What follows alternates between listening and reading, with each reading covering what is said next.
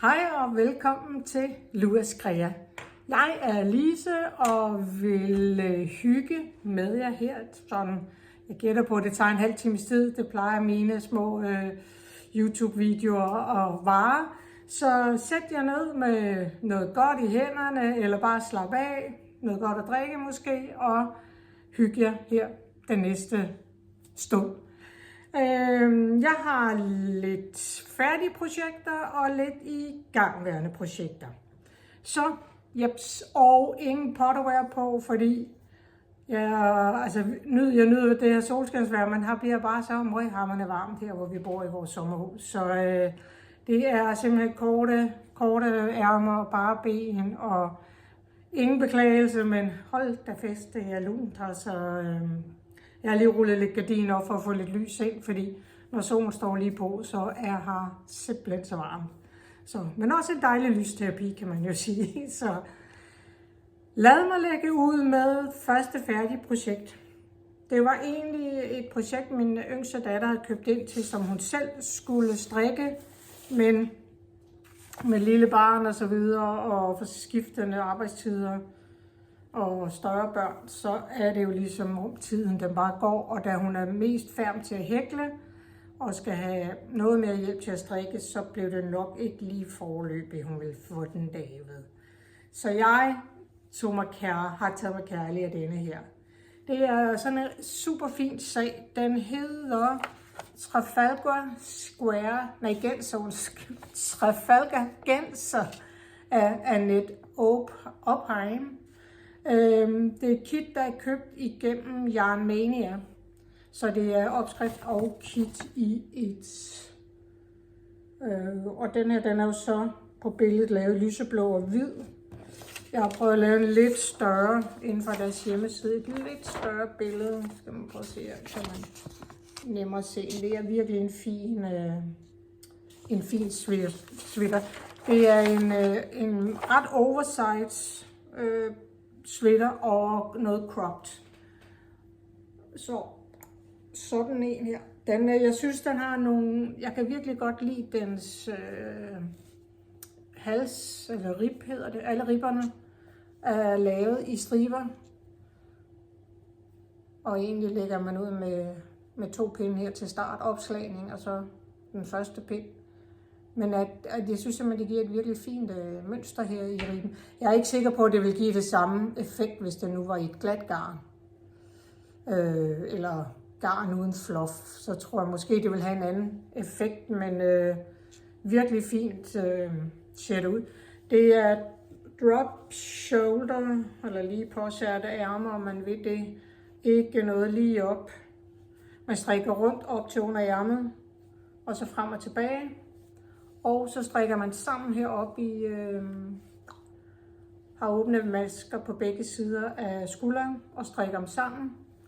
Så man egentlig får den her fine kant, hvide kant også på skulderen. Så det er ligesom om, at det binder det lidt sammen, kan man sige det sådan. Og halsen samme princip. Og slutter af med den hvide og lukker af med den hvide, så man får samme finesse der for oven og for neden. Men som sagt, den er ret oversized. Det er ret mange centimeter i. Jeg ved, hvad egentlig skriver det i Positively. Strikkes på pind 10. Det synes jeg var også lidt hårdt. Det er en svensk opskrift, så det skal man lige være klar over også. Man er nem at forstå og nem at gå til. Det er egentlig ikke, den er ikke svær at læse. Men pind 10 var lige sådan, og så med 2 dobbelt garn.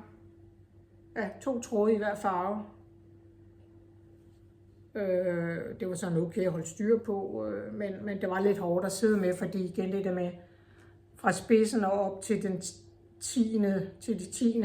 Der skal man hele tiden huske, at det ikke måtte være for stramt, når man strikkede. Ellers så var det jo et helvede at få op igen på næste pind. Så det er strikket i Drops Melody i den ene farve. Det er sådan en, hvad vil man kalde det, der er ikke grøn, men sådan grønblå. Den hedder, det her det er farve 08, nej undskyld, jo 08 står der, 08. Petroleumsblå måske mere, ja, petroleum. Og den lyse er jo ikke hvid, men har lige sådan en touch af en sådan lidt øjeligt flødefarve. Det er 01.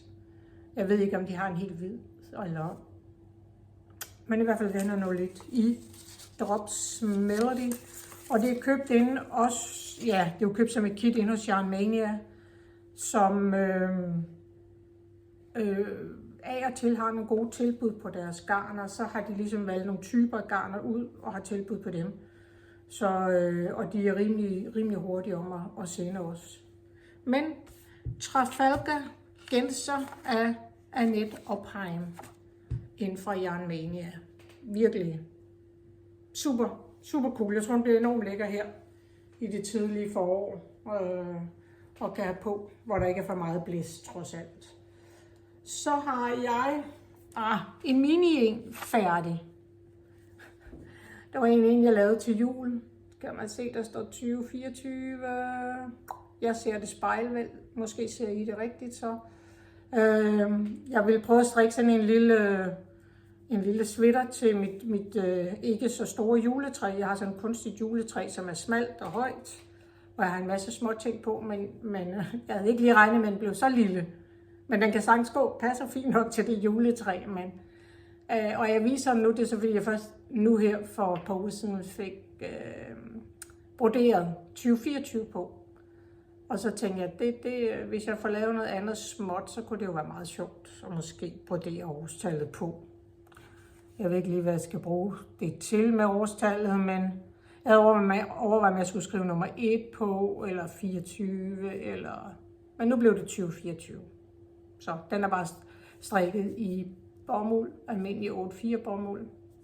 Ja, og så noget guld snor på.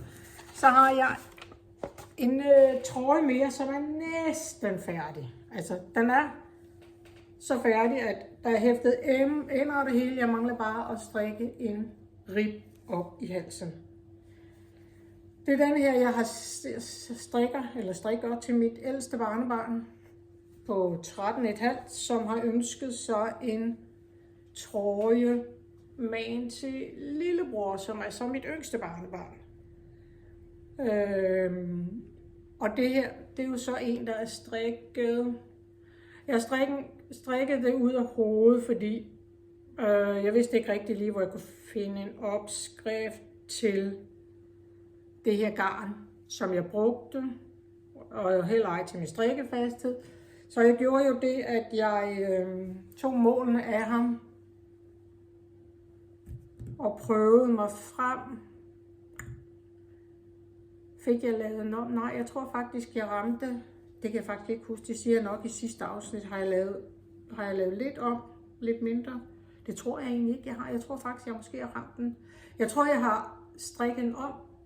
Ej, det kan jeg ikke engang huske. Haha. Jeg er ved at lave. Nu springer jeg lige lidt i mine. Men jeg er ved at lave en bog om. Egentlig har jeg lagt ud med at få skrevet ind, hvad jeg har talt om i min podcast fra starten af. Jeg startede jo sidste år. Jeg har faktisk haft et års bryllupsdag. Et års fødselsdag her på YouTube-kanalen. Et års bryllupsdag. Jeg har faktisk snart 42 års bryllupsdag, så det er et års bryllupsdag med YouTube-kanalen. Så nej, men jeg har sat mig ned og skrevet ind, hvilke ting jeg har snakket om på de forskellige afsnit fra sidste år af, hvor jeg startede med min YouTube. Og så har jeg tænkt mig, at jeg fra et år af, så vil jeg skrive ind, hvad garn jeg har brugt i opskrifterne. Jeg fortæller om strikkepind, måske om jeg har lavet noget om i forhold til, og der kommer jeg jo lige til at tænke på denne her. Der er et eller andet, der siger mig, at jeg har haft strikket en for stor eller for lille, og at jeg skulle have fulgt de centimeter, jeg havde lagt ud med. Jeg stadig regner mig frem til. Det må jeg lige ind og se min sidste podcast. Det må jeg lige ind se selv også. Men det har jeg tænkt mig, at jeg vil bruge den her nu og skrive ind med strikkepinde, hvis jeg laver, som jeg nu her har med. Skal vi lige se, hvem det nu er her. Jeg har sådan små tegninger her, når jeg skriver mål. Det her, det er så på denne her, jeg er ved at strikke nu. Det er denne her, hvor jeg har... jeg har lavet om på maskeantallet, kan jeg se her. Så der har jeg tænkt mig at skrive dem ind. Jeg har også en på min mand her. Så der har jeg tænkt mig at skrive ind, også hvis jeg laver lidt om på blandt andet dem til min mand, som jeg laver nogle flere af også. Så nu er jeg endelig kommet i gang. Måske også sætte ind, jeg har i hvert fald gemt her et stykke. Måske et stykke, bare lige et stykke tråd, og så farvenummeret og navnet på garnet. Så hvis det er, man går tilbage til, fordi det her, det er jo, nu fik jeg ikke fortalt om det her, det er faktisk ret lækkert. Det er jo simpelthen sådan noget rigtig fluffy alpaca. Undskyld, hvis jeg roder lidt rundt i det, men så får I måske det hele med. Så husker jeg måske det hele. Her er 91% alpaca, 25% uld og 4% polyamid. Og det er crazy blødt, altså hold op. Det man kan også godt sige, der er meget fluff på. Og jeg vil sige, jeg har et gulvtæppe. Det har vi ved vores sofabord, hvor jeg sidder typisk og strikker, og hold nu fest, hvor meget hår. Det kan både være fra denne her, fordi det er typisk det blå, eller det her petroleum, jeg har lige for tiden, og nok også for, hvad der er i denne her. Men hold nu, magle, hvor har jeg støvsuget meget op af hår. Ja, det er nærmest ikke garnnøgle, kunne der blive ud af det. Men for lige at slutte den, der har jeg tænkt mig, at jeg vil begynde at føle mere ind. Nu er jeg jo allerede bagud med, jeg har ikke fået skrevet den første strikkepodcast ind i år. Og nu kan jeg jo så den her bagefter. Men man skal vel også hygge sig lidt. Det bliver jo også påske, jeg kan sidde og hygge mig med. Nej. Men denne her, som sagt, det er også en med sådan drop shoulder, hedder det. Lige påsatte ærmer, strikket rundt op til under ærmet. Og så shoeser jeg mig lidt frem. Jeg er lidt i tvivl, men altså jeg kan se, den er fin nok, hvis bare jeg får taget nok masker op. Så bliver den ikke for stram om halsen på. Han er en slank, meget slank, ung fyr med noget af en bred overkrop. Og derfor var det, jeg tænkte, ligesom jeg gør til min mand. Altså, man har ikke noget, hvad skal man sige, der er plads til overkroppen, fordi skulderen er så stor, og det gør ikke noget i forhold til, at modellen er på den måde, den er med skulderen nede. Så er det jo efter, hvor meget skulder har man i forhold til, nu kommer jeg for højt op. Undskyld, nu kommer jeg for højt op. Altså så alt efter, hvor meget skulder har man, så er det i forhold til, hvor langt nede ærmet sidder. Og jeg har målt den på ham, inden det var, jeg satte ærmerne på, sådan så jeg alt andet lige skulle have ærmerne lange nok. Ellers så kan de forlænges lidt. Det er jo lidt med, hvor stramt jeg selvfølgelig har fået syet skulderen, i forhold til, hvor højt op ærmerne jo så egentlig kommer. Fordi jeg prøvede den på ham, da skuldrene ikke var lukket, fordi jeg skulle lige være helt sikker på længden. Så det vil sige, så har de jo været ret løse i det. Der var mere hold i det, når jeg får lukket dem af. Så måske kan der mangle en my på ærmet, men jeg håber det går. Ellers så har jeg garn med til det, når jeg skal ind og aflevere den. Det er strikket i, hedder det, i garn fra Gann, G-A-N-N, garn. Og også købt hos Yarn Mania, fordi oprigtigt er noget af det købt til sweater, som til den lille bitte bror. Der er 3 drenge her i familien, så der er lille, stor og mellem. Det er en tynd merino, 100% non-superwash merino. Utrolig lækker. Tynd sag, for den løber på 50 gram, løber den 250 meter. Så det er altså en, vi går lige herover. Tynd sag, det vil sige, den er faktisk tyndere end almindelig sådan strømpegarn. Og denne her er, den har jeg jo så også lige gemt der, også fra Gangarn. Og skal vi lige se den her lyse her. Den hedder farve 102. Det er jo også en med lidt flødefarve i. Den her, den er også fra GANN garn. Og er en tyndere sag, men også med fluff på, så man kan se. Dog ikke lige så meget som den der, men den er også tyndere. Den her løber på 25 gram 210, og på den tykke fluff der, den løber 140 gram. Nej, 140 meter på 50 gram. Ja, og vi sagde, at den her løber 210, så... Og den hedder farve 828, og det er jo også den her lidt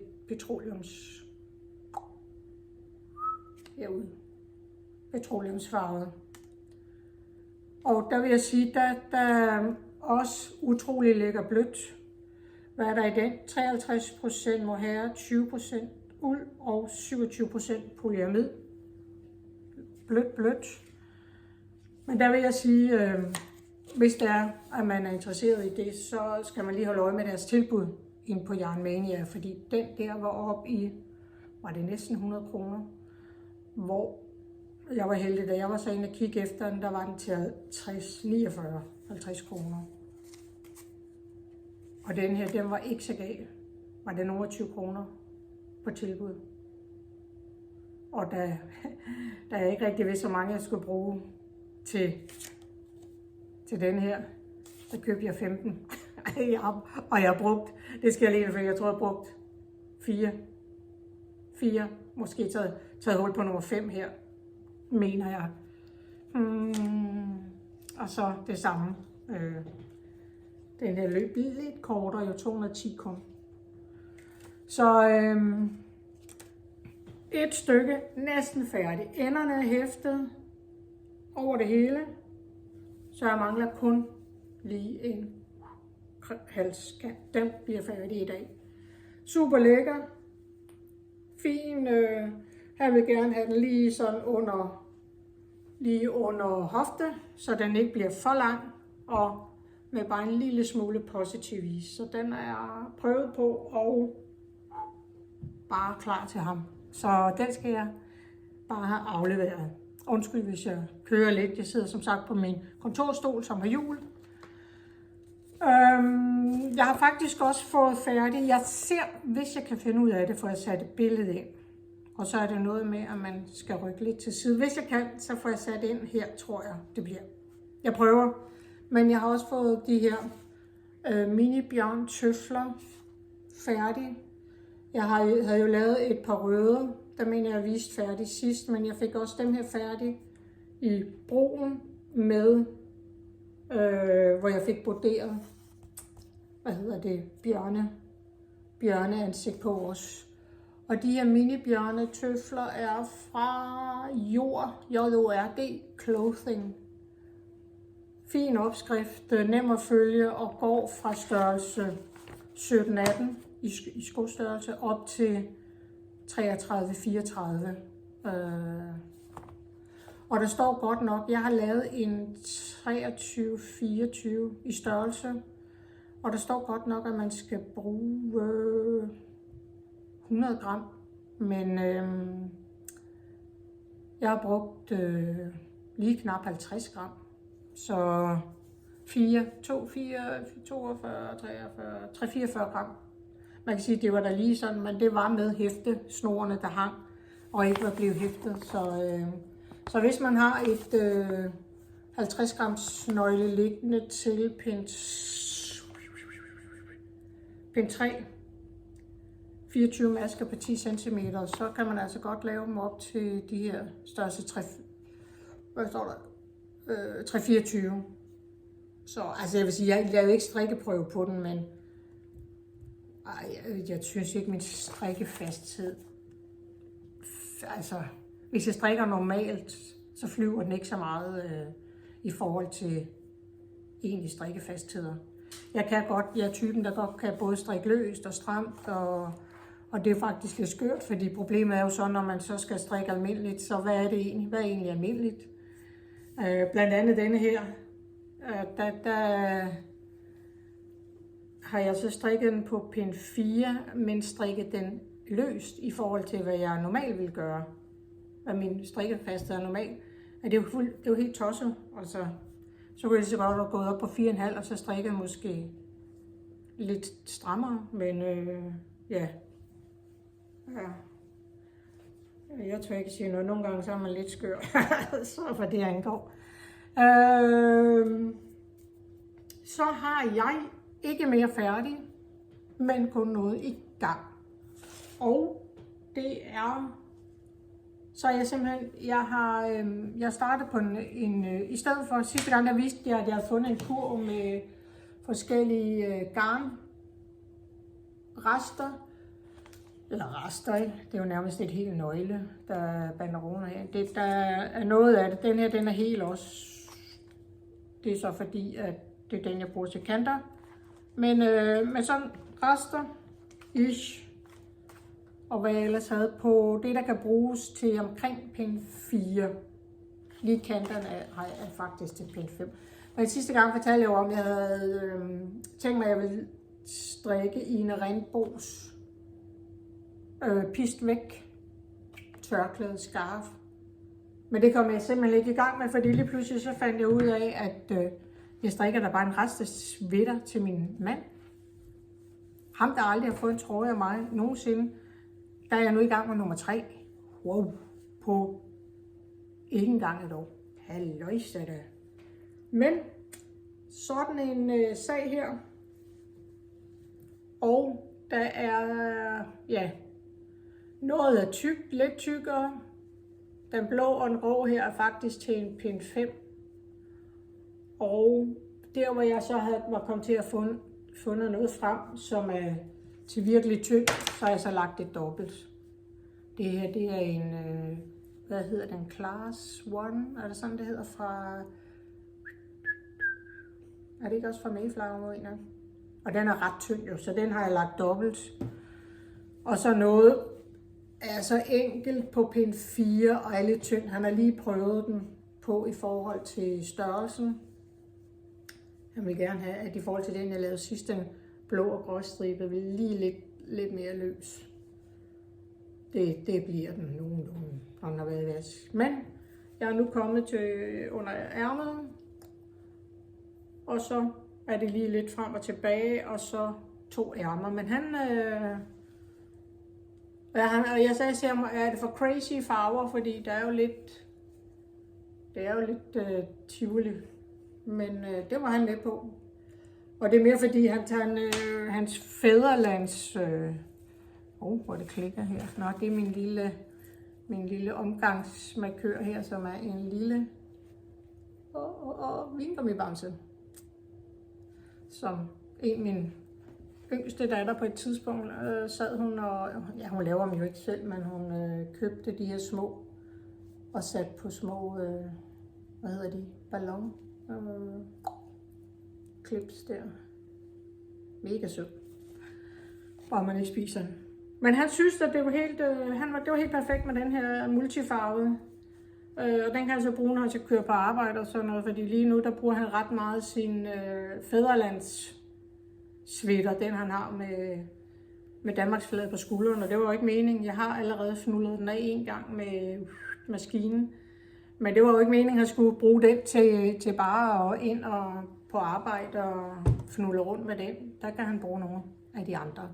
Så nu får han sådan en her, og så ved vi, hvor han er. Vi kan altid se ham. Så det bliver sådan mit næste. Jeg skal være færdig. Og til selvfølgelig halsen på barnebarnet der. Og Så har jeg en sidste ting i gang, som er noget hækleri. Og det er egentlig, jeg har lige et barnebarn, der lige er blevet 9 år, og han fik akvarium i julegave, og ønsker sig alt muligt ting og penge til at købe noget til det her akvarium. Det er jo ret dyrt, alle de her ting. Trods alt, man kan købe til. Og der fandt jeg inde på Hobby, at man kunne hækle nogle sardiner. Eller fisk, bare i det hele taget.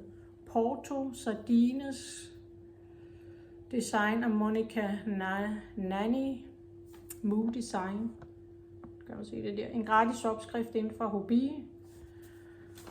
Og han har fået dem, og jeg har selvfølgelig ikke fået taget billeder, men igen, hvis jeg nu kan få lagt et billede ind, så tror jeg lige, at jeg får storesøsteren til at tage et billede. Og så kan jeg lægge dem ind. Men jeg er i gang med at lave nogle.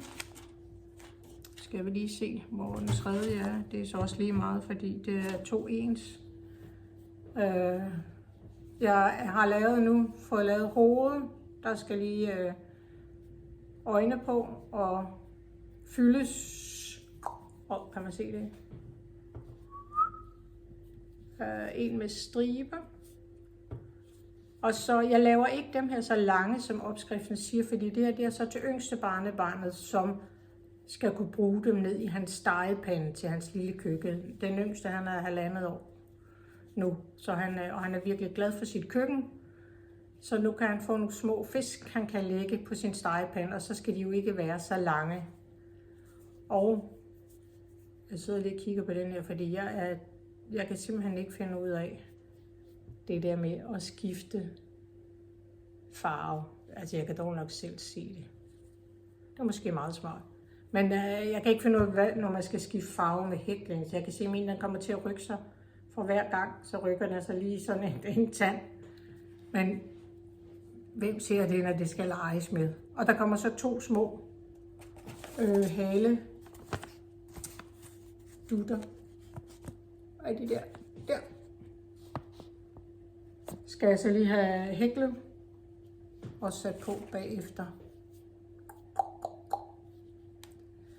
Så det er lige lidt hækleri også det. Jeg gør mig ikke rammer ud i hæklerier, fordi jeg har, min yngste datter har vist mig, hvordan man kan skifte farve, hvor det er lidt pænere og sådan noget, men der skulle jeg simpelthen tænke alt for meget, hvis jeg skulle sidde med det. Og jeg tænkte, nu er det jo bare til legetøj, så, og til hygge, og det andet, det var en ekstra fødselsdagsgave, så jeg gør det jo ikke noget, så er det jo bare for sjov. Så. Men som sagt, og det her, det er jo bare hæklet i, den ene er noget andet af Clara, og det andet er en Mayflower. Jeg er ikke, der er jo ikke hæklet så meget af, og jeg er ikke rigtig så kredsen, hvad det angår. Og dog kan jeg godt mærke, når man nogle gange kommer ind i noget, der er lidt blødere end ellers. Og selvfølgelig ved jeg så ikke lige, hvad det her er fra. Men man kan godt mærke forskel på. Men jeg hækler ikke så meget, så det gør ikke noget for mine fingre eller noget. Men som sagt, fra Hobby, Porto Sardines. Kan man se her? Ja, der. Bum. Yes, og så tror jeg ikke, jeg kommer på med nogen ny podcast før.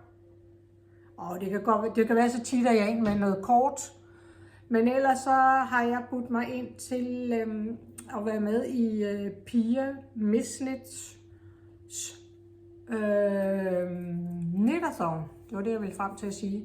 Som ligger i slutningen af marts, lige det døgn, hvor det bliver sommertid. Jeg kan ikke lige huske datoerne. Men der har jeg budt mig ind, hvor jeg gerne vil være med. Det bliver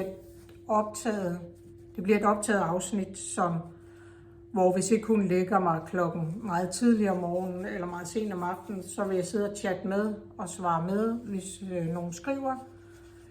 Jeg vil ikke lave den live, fordi jeg har hørt fra nogle af de andre, der sidder med det live, at så skal du både kunne sidde og skrive med og svare på spørgsmål, mens spørgsmålene kommer op på skærmen, samtidig med, at du skal vise og fortælle noget.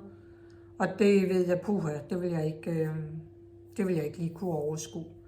Så det jeg gjorde sidst her i foråret, hvor jeg også var med, det var, at jeg sad og chattede med, da min optagelse kørte. Og det var super hyggeligt. Så kunne jeg bare koncentrere mig om at se på de spørgsmål, der kom ind, eller hilsner, eller og så videre. Og så kørte en udsendelse jo ved siden af. Så.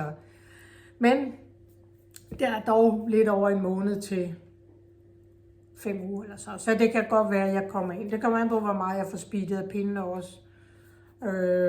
Så man ligesom skal have nok at vise, både til det ene og det andet. Så. Men stay tuned, jeg skal nok fortælle noget. Ellers så lurer ind på Instagram. Jeg er ikke sådan super. Jeg glemmer simpelthen at poste ind på Instagram, selvom jeg ser hver dag derinde. Og sidder og kigger på alle de andre, så glemmer jeg selv at poste noget som helst. Men jeg skal nok prøve at få lagt op med, at jeg er med, og hvad dato det er, og sådan noget. Hvis jeg er med. Det kan godt være, hun har så mange, så der ikke er plads til os alle. Men så kan det være, at vi kan også med at være med på en halv time eller sådan noget. Så jeg er super glad for, at du har kigget med, og håber, du har lyst til. Og hvis du ikke allerede abonnerer, så bare ned og tryk på knappen. Det koster ingenting. Det er super hyggeligt. Og ja, tusind tak, fordi du så med, og have en rigtig dejlig dag. Hej hej.